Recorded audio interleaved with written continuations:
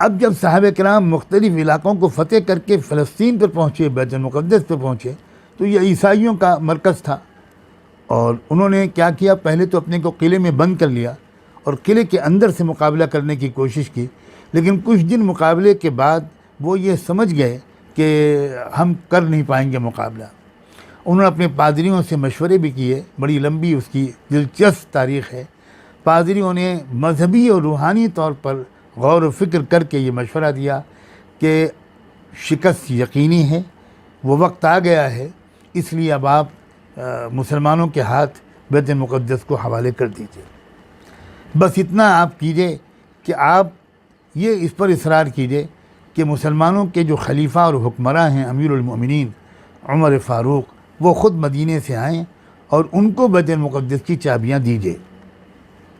اس لیے کہ یہ بیت المقدس یہ عام جگہ نہیں ہے۔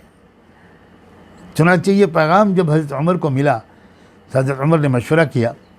اور سیدنا علی رضی اللہ تعالیٰ عنہ نے پرزور تائید کی، کہا کہ بالکل آپ کو جانا چاہیے، آپ ضرور تشریف لے جائیے۔ کچھ اور صحابہ کو تردد تھا، انہوں نے کہا کہ اب عیسائیوں کی طاقت ٹوٹ چکی ہے، اب ان کے مطالبے کو ماننے کی ضرورت نہیں ہے، لیکن حضرت علی کی رائے پر حضرت عمر نے فیصلہ فرمایا اور وہ خود تشریف لے گئے۔ کچھ مہاجرین اور کچھ انصار کی ایک جماعت آپ کے ساتھ تھی۔ کیسا عجیب سفر ہوا، کاش کے وقت ہوتا تو میں اس سفر کے راستے کے دو ایک مناظر جو مورخین نے درج کیے ہیں وہ بھی میں آپ کی خدمت میں پیش کرتا۔ اب جب وہاں پہنچے اور وہ گفتگو ہوئی تو آپ کو خاص طور پر یہ بات بتانا چاہتا ہوں، گفتگو کی اور تفصیلات کے بجائے، کہ جو معاہدہ ہوا، ایک معاہدہ باقاعدہ حضرت عمر نے لکھوایا، اور اللہ کا شکر ہے وہ معاہدہ تاریخ کی کتابوں میں بہت محفوظ ہے، اور بالکل کئی کتابوں کو کھنگالنے میں یہ بڑی خوشی ہوئی کہ ایک ہی ٹیکسٹ ہر جگہ ہے، متن کے الفاظ میں کوئی بھی تبدیلی نہیں۔ وہ معاہدے کا متن تھا بسم اللہ الرحمن الرحیم، ھذا ما اعطى عبد اللہ امیر المؤمنین عمر امیر المؤمنین اہل ایلیا من الامان۔ یہ وہ امان ہے جو خدا کے بندے امیر المؤمنین عمر نے ایلیا یعنی بیت المقدس کے باشندوں کو دی ہے۔ یہ امان ان کی جان، مال، چرچ، گرجا، صلیب، تندرست اور بیمار اور ان کے تمام مذاہب والوں کے لیے ہے۔ یعنی اس امان کا جو دائرہ ہے، ان کی سب کی جانیں محفوظ، سب کے مال محفوظ، سب کی عبادت گاہیں محفوظ، سب کے گرجا گھر محفوظ، سب کی صلیبیں محفوظ، اور سارے انسان محفوظ، جو تندرست ہیں وہ بھی محفوظ، جو بیمار ہیں وہ بھی محفوظ۔ اور آگے فرمایا وَسَائِرُ مِلَّتِهَا، اور ان کی قوم کے تمام افراد کو پوری طرح امان دیا جاتا ہے، اور صاف صاف یہ وعدہ کیا جاتا ہے، معاہدہ کیا جاتا ہے أَنَّهُ لَا تُسْكَنُ كَنَائِسُهُمْ، ان کے چرچوں گرجا گھروں میں کوئی بھی رہائش اختیار نہیں کرے گا، کوئی اس پر قبضہ نہیں کرے گا، وَلَا تُهْدَمْ، اور وہ ڈیمالش بھی نہیں کیے جائیں گے، منہدم نہیں کیے جائیں گے، وَلَا يُنْقَصُ مِنْهَا، ان میں کوئی کمی نہیں ہوگی، اور کسی طرح ان کا جو خیر ہے، یعنی ان کے جو خزانہ، جو آمدنی، جو کچھ بھی ہے وہ پوری طرح محفوظ رکھی جائے گی، انہی لوگوں کے استعمال میں آئے گی، اس پر کوئی قبضہ نہیں کیا جائے گا۔ اور ان کے گرجوں کی آمدنیوں، صلیبوں اور ان کے مال کو کوئی نقصان نہیں پہنچایا جائے گا، انہیں ان کے دین کے خلاف کسی اور دین کو اختیار کرنے پر مجبور نہیں کیا جائے گا،